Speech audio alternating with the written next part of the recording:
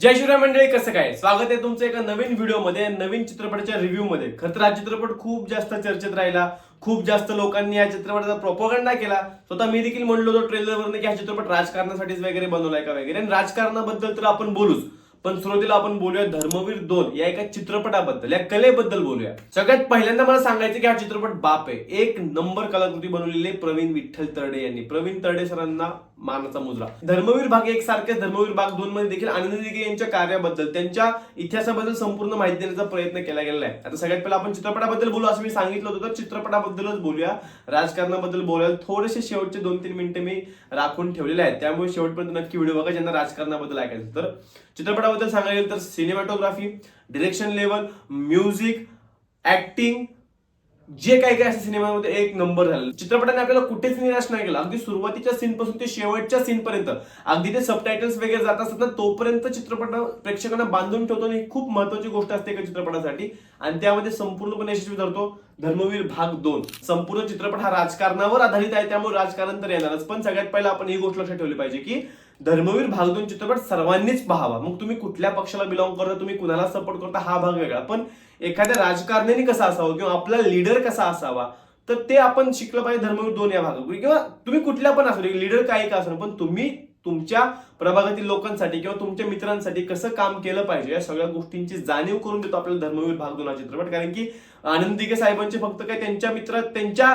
शिवसेनेमध्येच मित्र तर असे नाही, बाहेरच्या पक्षात देखील अनेक मित्र, त्यांच्याकडून देखील ते काम करून घ्यायचे किंवा त्यांना देखील ते सल्ले वगैरे द्यायचे. त्यामुळे सगळ्यांनीच हा चित्रपट बघावा हे मी तुम्हाला कळकळीची विनंती करतो. बाकी तुमचं ते मतदान कुणाला करायचे, काय करायचे, हा तुमचा वैयक्तिक प्रश्न राहिला. पण हा चित्रपट फक्त मतदानासाठी बनवलेला गेलाय का, किंवा शिवसेनेचा प्रोपोगंडा होता का की हे करावं, त्या सगळ्या गोष्टी सगळ्या बोललो आपण, पण त्यासाठी नाही. तर एक चित्रपट म्हणून बघायला जावा. राजकारण कसं असला पाहिजे, किंवा आपण लोकांसाठी कसं काम केलं पाहिजे, किंवा आपला राजकारणी आपण ज्याला फॉलो करतो तो व्यक्ती कसा असला पाहिजे, हे बघण्यासाठी तुम्ही या चित्रपट बघायला जावा.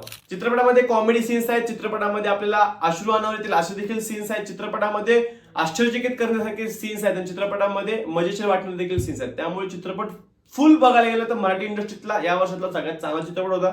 बिझनेस कसा करतो हा माहित नाही, कारण की राजकारण त्यामध्ये येते, कारण की अर्धी लोक बघायला येतील, अर्धी लोक बघायला येणार नाही, हे मला देखील माहिती आहे. पण जावाच बघायला तुम्ही, मी आज देखील म्हणलं.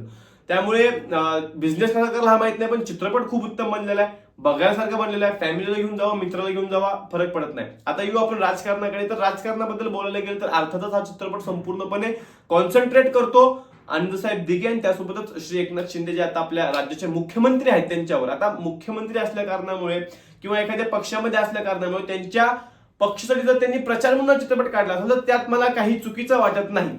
खरं सांगायला गेलं तर जर असं असेल देखील, किंवा फक्त आपल्याला आपल्या पक्षाचा प्रचार करायचा आहे म्हणून एकनाथ शिंदेने हा चित्रपट काढला असेल किंवा त्यांनी त्याला सपोर्ट केला असेल, तर यात काही चुकीचं देखील नाही. कारण की चित्रपट काढण्याचं स्वातंत्र्य सगळ्यांनाच आहे.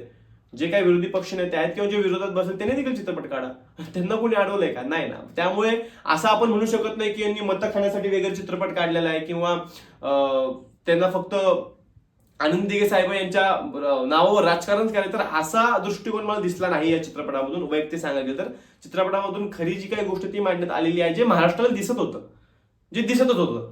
त्यामुळे यात प्रोपोगंडा करण्यासारखी काही गोष्ट नाही. आणि राहिली बाजू की दुसऱ्या विरोधी पक्षाला जे काही सपोर्ट करणारे कार्यकर्ते असतात त्यांनी हा चित्रपट का बघावा, तर मी म्हणलं आधी की तुम्ही एक लीडर कसा असला पाहिजे, किंवा आपण लोकांसाठी कामं कशी केली पाहिजेत हे शिकण्यासाठी आनंद दिघेंचा इतिहास जाणणं खूप जास्त महत्वाचं आहे. बाळासाहेब ठाकरे यांचं हिंदुत्व काय होतं, आनंद दिघे यांचं हिंदुत्व काय होतं, हे गोष्टी जाणून घेणं खूप जास्त महत्वाचे आहेत. आणि हो, मी सुरुवातीला सांगायचं थोडंसं विसरलो, हिंदुत्वाबद्दल तर मी बोललोच नाही. चित्रपटामधून हिंदुत्व कसं असलं पाहिजे हे खूप चांगल्या पद्धतीने मांडलेलं, कारण की आनंद दिघे साहेबांना सपोर्ट करणारे अनेक मुसलमान व्यक्ती देखील होते. मग त्यांच्यामध्ये ते हिंदुत्व त्यांनी कसं पेरलं, म्हणजे हिंदुत्वाची व्याख्या काय होती आनंद दिघे साहेबांची, या गोष्टी जाणून घेतल्या पाहिजे. सावरकरांबद्दल काय प्रेम होतं, किंवा दिल्लीच्याही तख्ताला लात मारणं काय असतं हे आनंद दिघेंनी आपल्याला शिकवलं. या सगळ्या गोष्टी चित्रपटामधून बाप लेवलने मांडल्यात. म्हणजे भाई एवढं भारी वाटत होतं चित्रपट बघताना. मी सकाळी 5ला उठलो होतो, काम होतं म्हणून.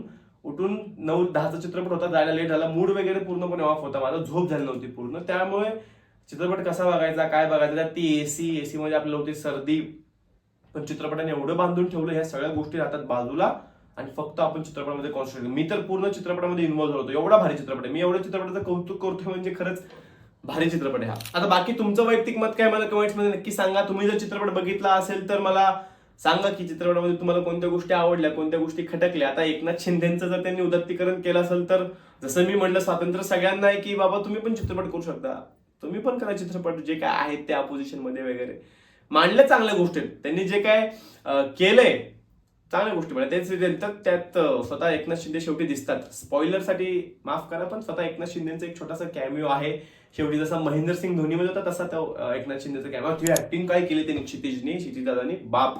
म्हणजे असं वाटतं की तोच एकनाथ शिंदे. शेवटी आपण जेव्हा एकनाथ शिंदेना खरोखर बघतो स्क्रीनवर, असं वाटायला यायला हा रिअल आहे का हा रिअल आहे असं वाटायला लागतं. त्यामुळे ऍक्टिंग बाप लेवलची आहे सगळ्यांची. प्रसाद अरे बंद झालं, थांबा.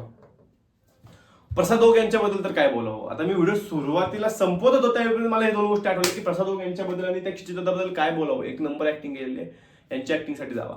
बाकी व्हिडिओ शेवटपर्यंत बघितलं त्यासाठी मनापासून धन्यवाद. जय जय जाऊ, जय शिवराय, जय शंभूराजे, धन्यवाद.